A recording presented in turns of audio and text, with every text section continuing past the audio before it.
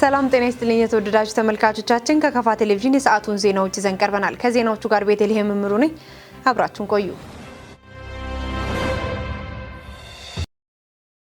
የግብርና ምርትና ምርታማነትን ለማሳደግ የግብዓት አጠቃቀም ልምድን ማሻሻልና አሰራርን ማዘመን እንደሚገባ ተጠቆመም። የማዳበሪያ አጠቃቀም ልምድን ለማሻሻል የሚያግዝ የሰርቶ ማሳያ ጉብኝት በአዲ ወረዳ በቦቃ ቀበሌ በአርሶ አደር ማሳ ተደርጓል። ጉብኝቱ የተመቻቸው በደቡብ ምዕራብ ኢትዮጵያ ሕዝቦች ክልል የግብርና ኢንስቲትዩት የቦንጋ ግብርና ማዕከል ከአዲ ወረዳ ግብርና አካባቢ ጥበቃና ህብረት ስራ ጽሕፈት ቤት ጋር በመተባበር ነው። ለዝርዝሩ ጽዮን ታደለ።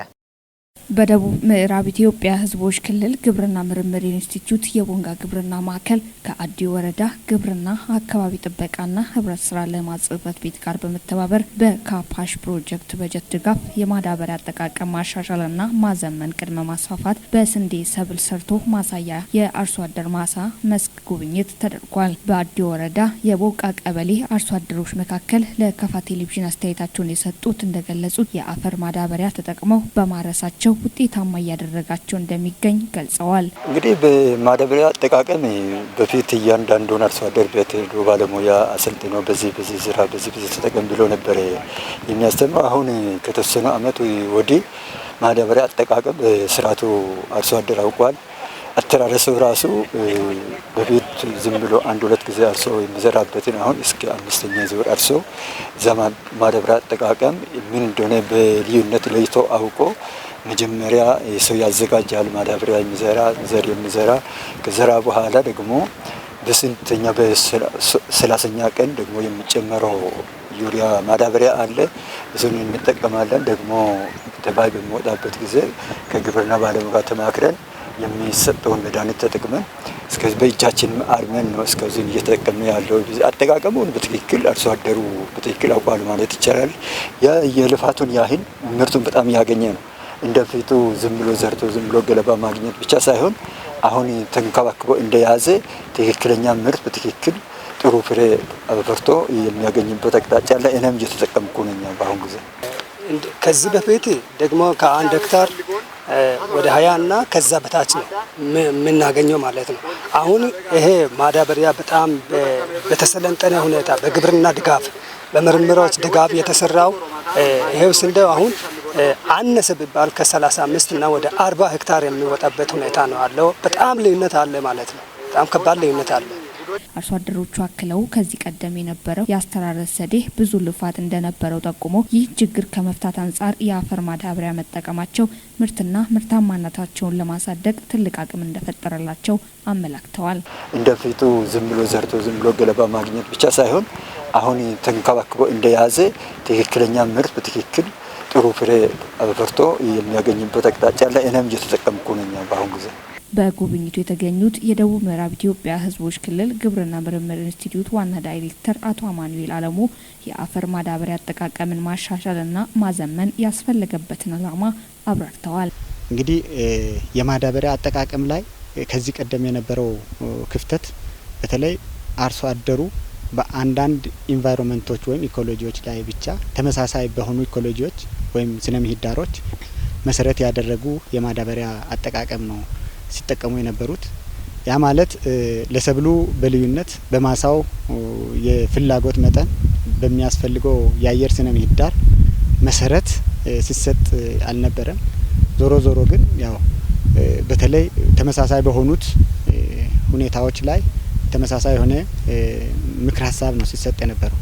ግን አሁን የዛሬውን ስናይ በተለይ የማዳበሪያ አጠቃቀማችን ማዘመን አለብን ወይም ዲጂታላይዝ ማድረግ አለብን ብለን ስናስብ አርሶ አደሩ ባዘጋጀው ማሳ ላይ የተለያዩ መረጃዎች በቴክኖሎጂ በእጃችን ባለው አፕሊኬሽኖች በሞባይል አፕሊኬሽኖች ወይም በጂፒኤስ ተመዝግቦ የተመዘገበው ቦታ ስነ ምህዳሩ ያፈር የአየር የዝናብ መጠኑና ከፍታው በሚናበብ መልክ ይደረግና በሀገሪቱ ባለው በኢትዮጵያ ግብርና ምርምር ኢንስቲትዩት ስር በተደራጀው ሰርቨር ውስጥ ይሄድና የዚህ አርሶ አደር ማሳ የሚጠቀመው ይህን ያክል ዳፕ መጠቀም አለበት፣ ይህን ያክል ዩሪያ መጠቀም አለበት የሚል ምክር ሀሳብ የሚሰጥ በጣም በቀላሉ የአርሶ አደርን ችግር የሚፈታ ቴክኖሎጂ ወይም የዲጂታላይዜሽን ስራ ነው።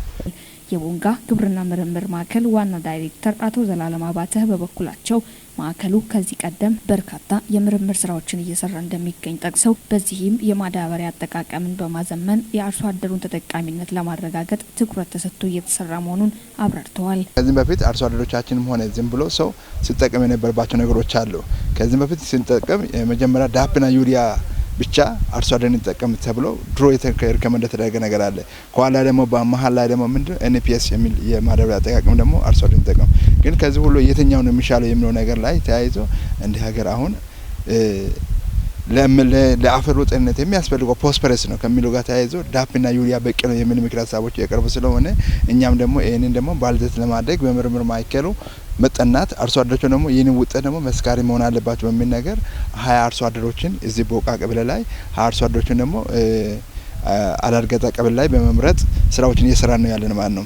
በዛሬ ዕለት እዚህ ቦቃ ቀበሌ በተሰራው ስራ እኛም ዞረን እንዳየ ነው እናንተም ዞራችሁ እንዳያችሁት እዚህ ላይ ምንድነው ይሄ ስራ ከመሰራቱ በፊት ምንድነው መጀመሪያ የዚች ማሳ አየር ሁኔታ ምን ይመስላል፣ ዝናቡ ምን ይመስላል፣ አፈሩ ምን ይመስላል፣ እዛ አካባቢ ደግሞ አርሶ አደሩ የሚጠቀምበት ባህላዊም ሆነ ዘመናዊ አጠቃቀም ዘዴ ምን ይመስላል የሚለው ነገሮቹ መረጃዎች መጀመሪያ ይወሰዳሉ ማለት ነው። ከዛ ከተወሰደ በኋላ ለዚች መሬት ደግሞ የሚያስፈልግ ዳፕ ምን ያክል ያስፈልጋል፣ ዩሪያ ምን ያክል ያስፈልጋል የሚለው ነገር ምንድነው ወደ ዲጂታል ነው እየሄድን ያለ ነው። አሁን ግብርናን እናሻግራለን ብለን ትላንትን መደመር መንግስት ግብርና መሻገር አለበት፣ ግብርና መዘመን አለበት ሲል ዝም ብሎ በባህላዊ ዘዴ መዘመን የለበትም።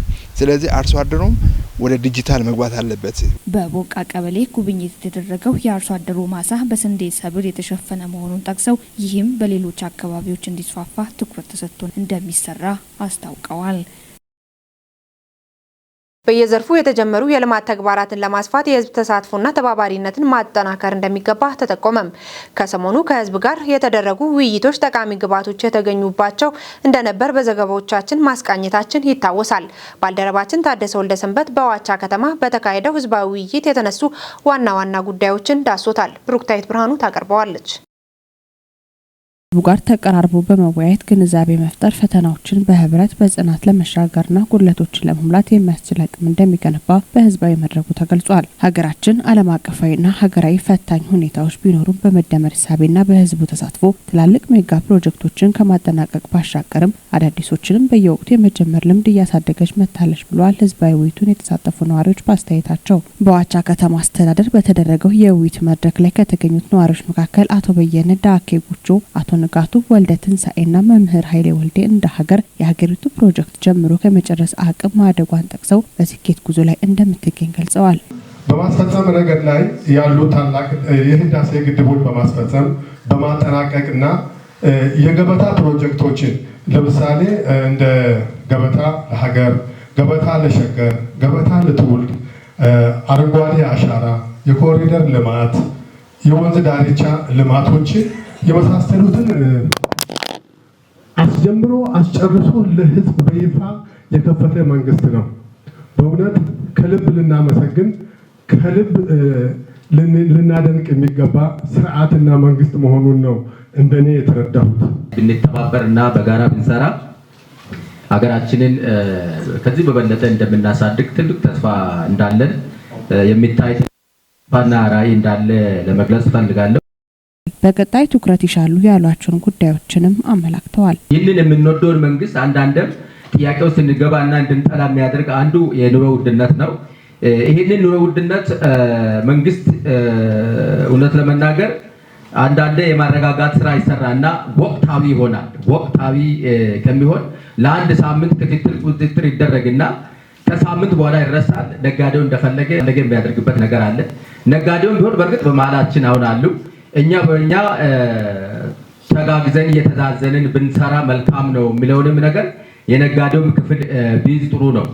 ነጋዴው ፈጽሞ እንዳያድግ ሳይሆን እንደው በተመጣጠነ ልማታዊ ሆኖ ህዝቡንም ታች ምንም ገቢ የሌለውን ጨው ገዝቶ መብላት የማይችለውን ስኳር ገዝቶ መጠቀም ህፃናውን ማሳደግ የማይችለውንም እያሰበ ቢሆን ነጋዴውም ክፍል ቢያስብ ከላይ የሚቆጣጠር መንግስታችንም ቢሆን ቁጥጥርና ክትትሉን ወቅታዊ ባረግና ኮንቲኒየስ ቢሆን ሁሌ ቢሆን ጥሩ ነው የሚል ነገር አለ።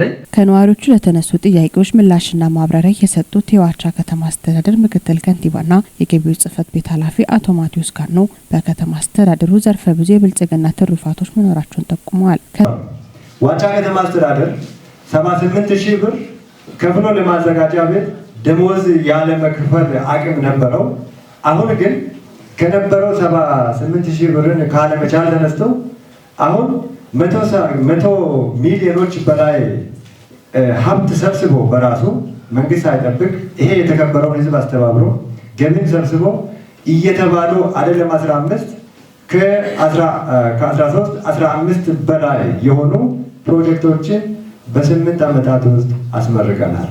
ይሄ ታምራዊ ትሩፋት ናቸው ማለት ነው። እንደ ዋቻ ብቻ ስና እንደ ሀገር ብታይ ቀን በቀን እንዴት ነው የተመረቀ ያለው ፕሮጀክቱ ብለን የምንደመም ህዝቡ የተነሱ የመሰረተ ልማትና መልካም አስተዳደር ጥያቄዎችን የከተማ አስተዳደሩ ከህዝቡ ጋር በመተባበር የሚሰራ መሆኑን አስገንዝበዋል። ባለው ሁኔታ መታየት ያለባቸው አንዳንድ ጉዳዮች እንደ ከተማ አስተዳደር ይሰጡናል። ባለማቅማማት የምናስተካክለው በአመራር ብቻ አጋጣሚ ሆኖ ፊት ለፊት ባለው አመራር ብቻ ሳይሆን በማህበረሰቡ፣ በባለሀብቱ፣ በነጋዴው፣ በወጣቱ፣ በሴት የሚሰሩ ስራዎች አሉ። ለጅማ መቀየር ትንሹ ድሃ የምንለው አንድ ግለሰብ ከ15,000 ብር በላይ ያዋጣል። ቤተሰቦችን ጠይቆ መስማት ይቻላል። ይሄንን ተሞክሮ ያመጣን ዛሬ ከፍ አድርገን ብቻ ሳይሆን በትንሹም ጭምር ቁልሽ ትምህርት ቤትን የሚገነባ ሌሎች እዚህ የትምህርት ለትውልድ ስራዎችን በጣም በየሰፈሩ የምታጠናክሩ አላችሁና አሁንም ቢሆን ተጋግዘን የምናስቀጥል ነው የሚሆነው። አዲስ አበባ በዛ ልክ ነው የተገነባች ያለችው ነውና ስለዚህ ይሄ የምናስቀጥለው በተባበረ ክንድ ነው የሚሆነው። መድረኩ ከህዝቡ የሚነሱ ሀሳቦች የሚደመጡበት መሆኑን የገለጹት የከፋ ዞን ብልጽግና ፓርቲ ቅርንጫፍ ጽሕፈት ቤት አደረጃጀት ዘርፍ ኃላፊ አቶ ጋባባ ምጫ የተነሱ ጥያቄዎች ደረጃ በደረጃ ምላሽ የሚያገኙና ጊዜ የሚያስፈልጋቸው መሆናቸውን አስገንዝበዋል። በዝርዝር ከልማቱ አንጻር የተነሱ ጉዳዮችን በምናይበት ጊዜ መፍጠን አለበት፣ ጥራቱ መጨመር አለበት ተብሎ የተነሱ ነገሮች ሁሉም ፖዚቲቭሊ ተወስደው ከተማ መዋቅሩም የራሴን ድርሻ እፈጽማለሁ ብሎ የወሰዳቸው ያቀዳቸው እያማጠ ካላቸው ተግባራት አንጻር ቀበቶን ጠበቅ አድርጎ መጠናከርና መስራት ያለበትን መስራት አለበት። ዞኑም ቅድም የራሱን ድርሻ መውሰድ አለባቸው ብላችሁ ያነሳችሁ የነበራችሁትን ነገር ሀሳብ ወስደን ከምንመለከታቸው ጋር የምንነጋገርበት ድርሻችን የምንወስድበት ስርዓት እንከተላለን። ውስጥ ለውስጥ መንገዶችን የተጀመሩ እኛም ዞረን ትናንት ያየናቸው የተቆለሉ ማቴሪያሎች በፍጥነት የኛ አካባቢ ዝናብ ባህሪው ስለማይታወቅ ጊዜ የማይገድብ ወቅቱን የማይጠብቅ አንዳንዴ ሊመጣም ስለሚችል እንዲፋጠን ትናንትም በሀሳብ ደረጃ ዞረን አይተን ተነጋግረናል። በደንብ መፋጠን አለበት። መተጋገዝ ያለበትን መነጋገር ከሚገባው ክፍል ጋራ ሀሳባቸውን እና ሀሳብ ጥያቄያቸውን እንደ ጥያቄ ወስዶ መነጋገር ጠቃሚ ነው የሚሆነው። የውይይት መድረኩን በጋራ የመሩት የክልሉ ከተማ ልማትና ኮንስትራክሽን ቢሮ ኃላፊ ኢንጂነር የማታለም ቸኮል የህዝቡን ጥያቄ በተገቢው ለመመለስ እንደየአቅሙ አቅዶ መስራት፣ ለጉለቶቹ ህዝብን የማስተባበርና የልማቱ ባለቤት ማድረግ ስራዎችን ማጠናከር ያስፈልጋል ብለዋል። ህዝቡ በልማቱ ባለቤት መሆን ያስፈልገዋል። ይሄን ደግሞ ህዝብ በአግባቡ የሚመራ አመራር ያስፈልጋል። አሁን የተያዘው አመራር አቅም መገንባት፣ ህብረተሰቡ ደግሞ በተደጋጋሚ ማወያየት፣ አገልግሎት አሰጣጥ ማሻሻል፣ ህዝቡ ለመንግስት አቅም እንዲሆን ማድረግ፣ ለልማቱ አቅም እንዲሆን ማድረግ፣ ህዝቡ ለየልማቱ ባለቤት እንዲሆን ማድረግ ትልቁ የብልጽግና ፓርቲም የመንግስትም ትልቁ አጀንዳ ነውና ይሄንን ብለን ከተረዳዳን ከተማመን የኛ ለውጥ በቅርብ ጊዜ ለውጥ የምናይ ይሆናል። በገዋታ ወረዳ ቆንዳ ከተማ በኢንተርፕራይዝ ተደራጅተው በሳሙና ምርት የተሰማሩ ወጣቶች ተስፋ ሰጪ እንቅስቃሴ እያደረጉ መሆናቸው ተገለጸም። የወረዳው ስራና ክህሎት ጽሕፈት ቤት የተሻለ የገበያ ትስስር እንዲፈጠር እየሰራ መሆኑን አስታውቋል። ዘገባው የደቡብ ራዲዮና ቴሌቪዥን ድርጅት ቦንጋ ቅርንጫፍ ጣቢያ ነው። ብሩክታይት ብርሃኑ ታቀርበዋለች። መንግስት የኢንተርፕራይዞችን የማምረት አቅም ለማሳደግ የሚስተዋሉ የማምረቻ ቦታ የፋይናንስ የግብዓት ችግሮችን ከመፍታት በተጨማሪ በዘርፉ የተሰማሩ አካላትን በማሰልጠን ምርታማ እንዲሆኑ የተለያዩ ተግባራትን እያከናወነ ይገኛል። ወጣት ኤርሚያስ አበበ፣ ሀብታሙ ክፍሌና ጓደኞቻቸው በወረዳው ቆንዳ ከተማ 7 በመሆን ተደራጅተው በኮንስትራክሽን፣ በሴቶች የንጽህና መጠበቂያ፣ በፈሳሽና ደረቅ ሳሙና ምርት ስልጠና ወስደው ወደ ተግባር ገብተዋል። በመንግስትና መንግስታዊ ባልሆኑ ድርጅቶች ድጋፍ ከዋታ በሚል ስያሜ እያመረቱት ያለው የፈሳሽ ሳሙና ስራ በደንበኞች ዘንድ ተቀባይነትን አግኝቶ ለገበያ እያቀረቡ እንደሚገኙ ገልጸዋል። ወጣቶቹ በተለያዩ የሙያ መስኮች ከተለያዩ ኮሌጆች የተመረቁ ቢሆንም ከመንግስት ስራ ሳይጠብቁ በግል ውጤታማ ስራ እያከናወኑ መሆኑን አንስተዋል። ከመንግስት የስራና የመሸጫ ቦታ እንደተመቻቸላቸው የገለጹት ወጣቶቹ የገበያ መዳረሻዎችም እየሰፉ መምጣታቸውን ገልጸዋል። ወጣቶቹ ከሳሙና በተጨማሪ የሽንት ቤት እስላቮችን እንዲሁም ለረጅም ጊዜ የሚያገለግሉ የሴቶች የንጽህና መጠበቂያዎችን እያመረቱ እንደሚገኙ ገልጸው ፍላጎት ካለ ይበልጥ ወደ ገበያ የማቅረብ ስራ እንደሚሰሩ አንስተዋል። የጓታ ወረዳ ስራና ክህሎት ጽህፈት ቤት ኃላፊ አቶ ተረፈ ገብረ ጊዮርጊስ ክህሎት መር ስልጠናዎችን በማመቻቸት ስርዓት ወጣቶችን በተለያዩ ዘርፎች ወደ ስራ የማስገባት ተግባር እየተከናወነ መሆኑን ገልጸዋል። በወረዳው ቆንዳ ከተማ በኮንስትራክሽንና ሳኒቴሽን ዘርፍ የተሰማሩ ወጣቶችን ወርልድ ቪዥን ኢትዮጵያ ከተሰኘ መንግስታዊ ካልሆነ ድርጅት ጋር በመተባበር የስልጠና እንዲሁም የሳሙና ማምረቻ ኬሚካል ድጋፎችን በማመቻቸት የተሻለ እንቅስቃሴ እንዲያደርጉ መሰራቱን ተናግረዋል። የማምረቻና መሸጫ ቦታዎችን ማመቻቸት እንዲሁም የገበያ ትስስርን የመፍጠር ስራዎች መሰራታቸውን የገለጹት አቶ ተረፈ በቀጣይም ካፒታላቸውን እንዲያሳድጉ የሚረዱ ተግባራት ይከናወናሉ ብለዋል።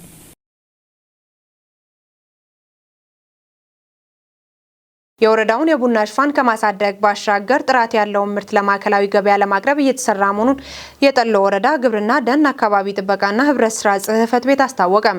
በተያዘው የምርት ዘመን 470 ቶን ቡና ወደ ማዕከላዊ ገበያ ለማቅረብ መታቀዱን ጽህፈት ቤቱ አመላክቷል።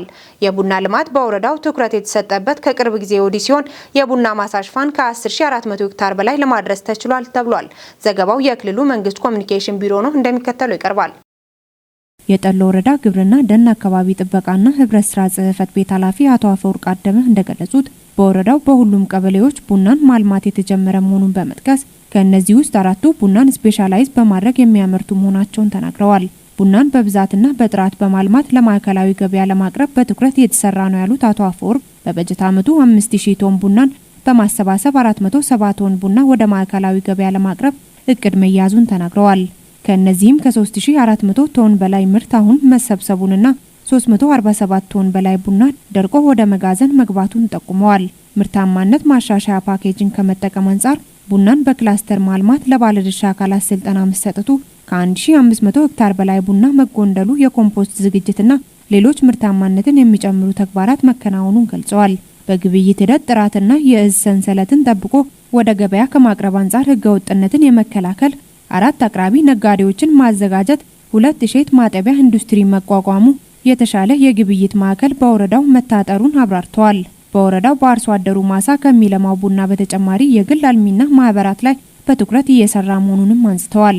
ዘርፉን ለማበረታታት ወረዳው ከሰጠው 116.8 ሄክታር ውስጥ ከ2002 ዓ.ም ጀምሮ ወደ ስራ በመግባት በማልማት ላይ ያለው የቢ አግሮ ቡና ልማት ኃላፊነቱ የተወሰነ የግል ማህበር መሆኑ ተገልጿል። ከተተከለው ውስጥ 63 ሄክታር አሁን ምርት እየሰጠ መሆኑን ያነሱት የማህበሩ ስራ አስኪያጅ አቶ አስራት በቀለ ከማልማቱ ጎን ለጎን ምርታማነትን ለመጨመር 25 ሄክታር ጉንደላ ስራና 8 ሄክታር ነቅሎ ተከላ መደረጉን ገልጸዋል። በያዝነው ዓመት 1398 ኩንታል ቀይ እሸት ቡና ለማልማት ታቅዶ የተሰራ ሲሆን ከእቅዱ 130% መሳካቱን ጨምረው ገልጸዋል። እስካሁን 937 ኩንታል ደርቆ ወደ መጋዘን መግባቱን ተናግረዋል። የለማው ቡና ወደ አረብ ኤምሬትስ በመላኩ የተሻለ የገበያ ትስስር መፈጠሩንና ገቢ ማግኘቱን የገለጹት አቶ አስራት 22 ቋሚና ከ300 እስከ 400 ለሚሆኑት ለአካባቢው ማህበረሰብ የስራ ዕድል እየተፈጠረላቸው መሆኑን ጨምረው አንስተዋል። የተለያዩ ክልሎች ምክር ቤት አፈ ጉባኤዎች በከፋ ዞን የሚገኙ የተለያዩ የልማት ስራዎችንና ታሪካዊ ስፍራዎችን ጎበኙ። አፈ ጉባኤዎቹ በቦንጋ ከተማ የሚገኘውን የነገስታት መናገሻ የሆነውን ቦንጊ ሻምበቶ በመመልከት ነው ጉብኝታቸውን የጀመሩት። የአፈ ጉባኤዎቹ ጉብኝት በሌሎች ዞኖችም እንደሚቀጥል የዘገበው የደቡብ ራዲዮና ቴሌቪዥን ድርጅት ቦንጋ ቅርንጫፍ ጣቢያ ነው። በኢትዮጵያ ብሔራዊ መግባባትን ለማስፈን የሀገራዊ ምክክሩ ያስገኘውን ወርቃማ እድል ሁሉም ዜጋ ሊጠቀምበት እንደሚገባ የሲቪል ማህበረሰብ ድርጅቶች ምክር ቤት ገለጸም። የኢትዮጵያ ሀገራዊ የምክክር ኮሚሽን ለዋናው ሀገራዊ የምክክር ጉባኤ የሚቀርቡ አጀንዳዎችን የማደራጀትና ግብዓቶችን የማሰባሰብ ተግባራት በማከናወን ላይ እንደሚገኝ ማስታወቁ ይታወሳል። ዘገባው የኢትዮጵያ ዜና አገልግሎት ነው። አማኑኤል ክንፌ እንደሚከተለው ያቀርበዋል። የሲቪል ማህበረሰብ ድርጅቶች ምክር ቤት ፕሬዝዳንት አህመድ ሐሰን የኢትዮጵያውያን ምክክር በማድረግ በጋራ አጀንዳዎች ላይ መግባባት ባለመፍጠራቸው ሀገር ዋጋ ስትከፍል መቆየቷን ገልጸዋል። በዚህም መነሻነት ሀገራዊ ምክክሩ ለዘመናት ሲንከባለሉ በቆዩ ብሔራዊ አጀንዳዎች ላይ የጋራ መግባባትን ለመፍጠር የሚያስችል ከፍተኛ ስፍራ የሚሰጠው ወርቃማ እድል መሆኑን ተናግረዋል። በዚህም መነሻነት ሀገራዊ ምክክሩ ለዘመናት ሲንከባለሉ በቆዩ ብሔራዊ አጀንዳዎች ላይ የጋራ መግባባትን ለመፍጠር የሚያስችል ከፍተኛ ስፍራ የሚሰጠው ወርቃማ እድል መሆኑን ተናግረዋል። በኢትዮጵያ በሀሳብ የበላይነት የተመሰረተ ሀገራዊ ምክክር በማካሄድ ብሔራዊ መግባባትን ማጠናከር የሚያስችል የዳበረ የዲሞክራሲ ስርዓትና የፖለቲካ ምህዳር መፍጠር እንደሚያስፈልግም አንስተዋል። የኢትዮጵያን ሀገራዊ ምክክር አሳታፊ፣ አካታችና ተአማኒነት ለማስጠበቅ በተከናወኑ የቅድመ ጉባኤ ምክክር ሂደቶች ላይ አዎንታዊ ድጋፍ እያደረጉ እንደሚገኝም ጠቅሰዋል።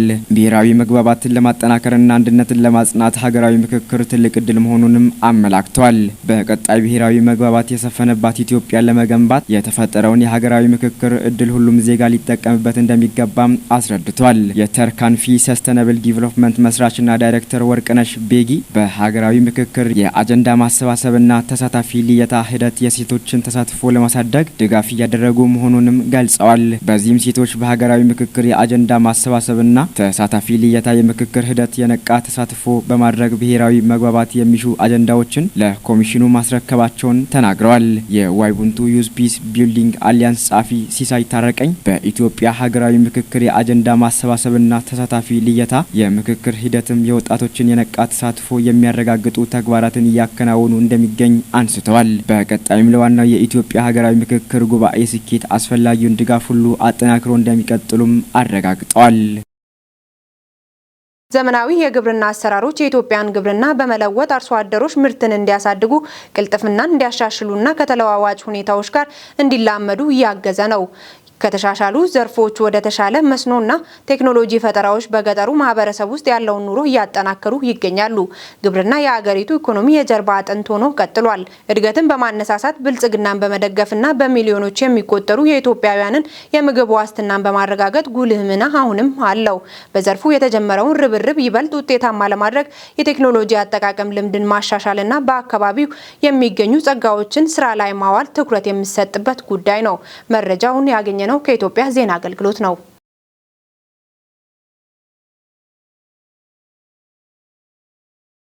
የኢትዮጵያ የተሟላ የማክሮ ኢኮኖሚ ማሻሻያ ፕሮግራም በተለያዩ ዘርፎች ተጨባጭና ዘላቂ የእድገት ውጤቶችን በማስመዝገብ ለጠንካራና ተወዳዳሪ ኢኮኖሚ መሰረት መጣሉን የፌዴሪ መንግስት ኮሚኒኬሽን አገልግሎት ገለጸም። ዘገባው የኢትዮጵያ ዜና አገልግሎት ነው። አማኑኤል ክንፌ እንደሚከተለው ያቀርበዋል።